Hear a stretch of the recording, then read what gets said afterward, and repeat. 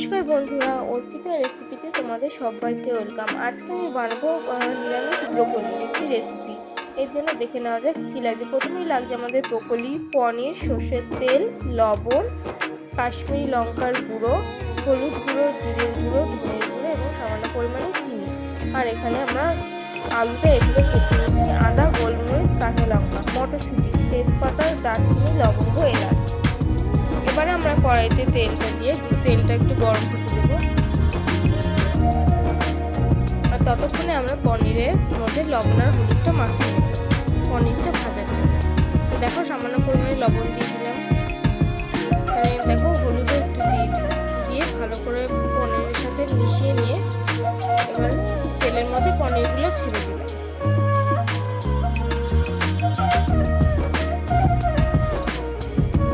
পনিরটা ছেড়ে দিয়ে এবারে হালকা আমরা লাল লাল করে ভেজে নেব। দেখো নাড়াচাড়া করে দেখো এরকম হালকা লাল লাল হয়ে গেলে পনিরটা তুলে নেব। পনির ভাজা হয়ে গেছে আমাদের। পনিরটা দেখো আমরা তুলে নিচ্ছি। আর এই তেলে আমরা কিন্তু ব্রোকলি আর আলুটাও ভেজে নেব একে একে।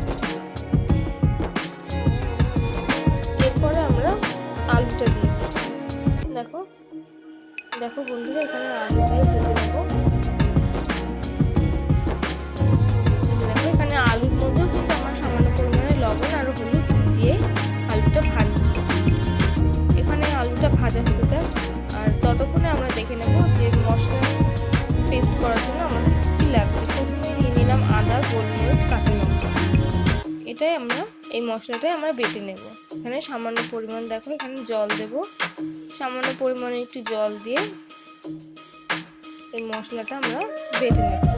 এবার মিক্সির জারটা আমরা বন্ধ করে দিলাম। এটা পেস্ট হতে থাক। এবার ততক্ষণে আমাদের আলুটাও ভাজা হয়ে গেছে আর সঙ্গে সঙ্গে আমরা ব্রোকলিটাও কিন্তু ভেজে নিয়েছি। ঢাকা দিয়ে লো ফ্লেমে কিন্তু ভাজতে হবে, কারণ ব্রোকলির থেকে কিন্তু জল ছাড়ে। দেখো বন্ধুরা, ব্রোকলিটা আমাদের ভাজাও হয়ে এসছে। এইভাবে ব্রোকলিটা তোমরাও কিন্তু ভেজে নেবে। দেখো ভেজে তুলে রাখছি।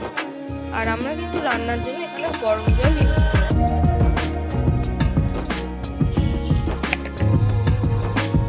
দেখো ব্রোকলিটা ভেজে তুলে রাখছি। এবার ওই কড়াইতে সামান্য পরিমাণে তেল দিয়ে আমরা গোটা গরম মশলা, গোটা জিরে আর একটা শুকনো লঙ্কা ফাটিয়ে দিয়ে দিলাম ফোড়নের জন্য। এবার ফোড়নটা একটু 1-2 সেকেন্ড একটু নাড়াচাড়া করে নিচ্ছি। দেখো ভাজা ভাজা করে নিলাম।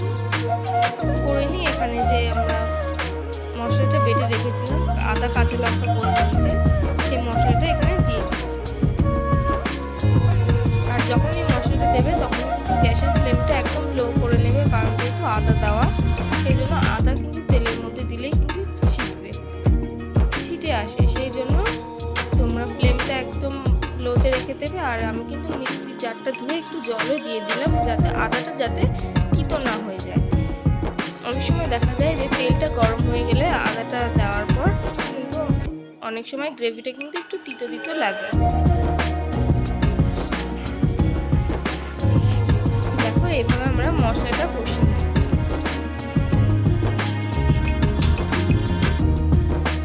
দেখো মশলাটা কষানো যাক। এবার ততক্ষণে কিন্তু আমরা এখানে গুঁড়ো মশলাগুলো সবই দিয়ে দেবো একে।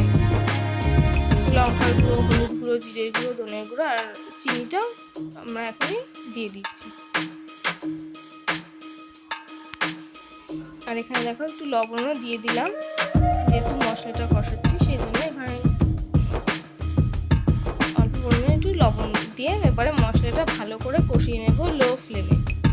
এই যে দেখো কি সুন্দর মশলা থেকে তেলটা আমাদের ছেড়ে এসছে আর কালারটা দেখো কি সুন্দর চেঞ্জ হয়ে এসছে। এই যে দেখো ভালো করে মশলাটা কষিয়ে নেব। আর কষিয়ে নেওয়া হয়ে গেলে মটরশুঁটিটা দেব।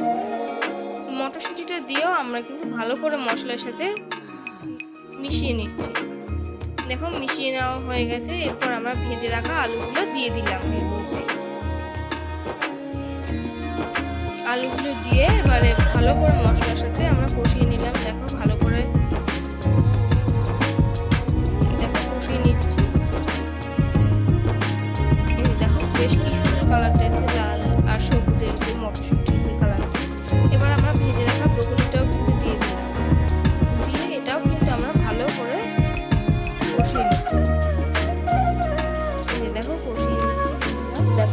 করে কিন্তু আমরা কষিয়ে নিচ্ছি। ব্রোকলির সাথেও আমরা ভালো করে মশলাটা মিশিয়ে নিলাম। দেখো কষে নেওয়া হয়ে গেছে। আমার মনে হলো যে একটুখানি লঙ্কার গুঁড়োটা দিলে একটু কালারটা ভালো আসবে, এটা তোমরা দিতেও পারো, আমার চাইলে নাও দিতে পারো। আমার মনে হলো যে এখানে একটু দিলে ভালো লাগবে আর কি দেখতে, সেই জন্যই। আর বন্ধুরা, এই রেসিপিটা কিন্তু তোমরা একবার অবশ্যই বাড়িতে রান্না করে দেখো। রান্না করে কিন্তু অবশ্যই আমার কিন্তু কমেন্ট বক্সে জানাবে তোমাদের কেমন লাগলো। আমার বাড়িতে কিন্তু প্রত্যেকেই এই রেসিপিটা আমরা সবাই কিন্তু খুব ভালো খাই।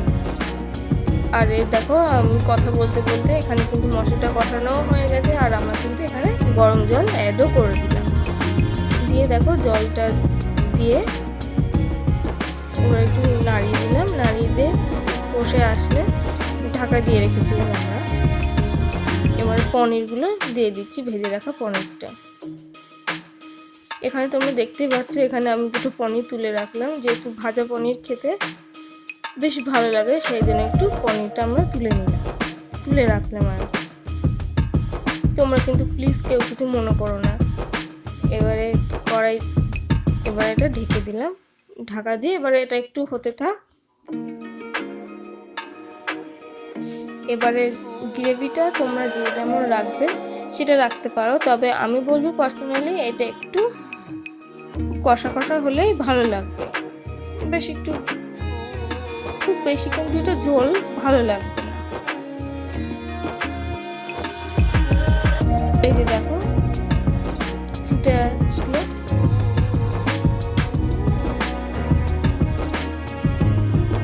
এই যে দেখো হয়েও এসছে আমাদের রান্নাটা। এবারে আমরা ঘি আর গরম মশলাটা দিয়ে দেবো। এবার দেখো এখানে গরম মশলাটা দিয়ে দিলাম, দিয়ে এটা কিন্তু একটু ঢেকে রাখতে হবে। এই যে দেখো বন্ধুরা এবারে দিয়ে দিলাম। মানে কি বলবো বন্ধুরা, যেহেতু এটা নিরামিষ রান্না সেহেতু ঘি আর গরম মশলা দিলে রান্নার স্বাদটা কিন্তু আরও বেড়ে যায়। আর যে কোনো রান্নাতেই তোমরা যখন ঘি দেবে তার স্বাদটা কিন্তু আরও সুস্বাদু হয়ে যায়। এবারে ঘি গরম মশলাটা দিয়ে গ্যাসের ফ্লেম বন্ধ করে দিয়ে আমরা কিন্তু ঢেকে রেখেছিলাম। ঢেকে রেখে পরে এই যে দেখো বন্ধুরা 5 মিনিট পর এটা আমি সার্ভ করছি। দেখো দেখতে ঠিক এরকম লাগছে। অবশ্যই আমার এই রান্নাটা ভালো লেগে থাকলে অবশ্যই তোমরা কিন্তু লাইক, শেয়ার অ্যান্ড সাবস্ক্রাইব করবে, আর কমেন্ট বক্সে অবশ্যই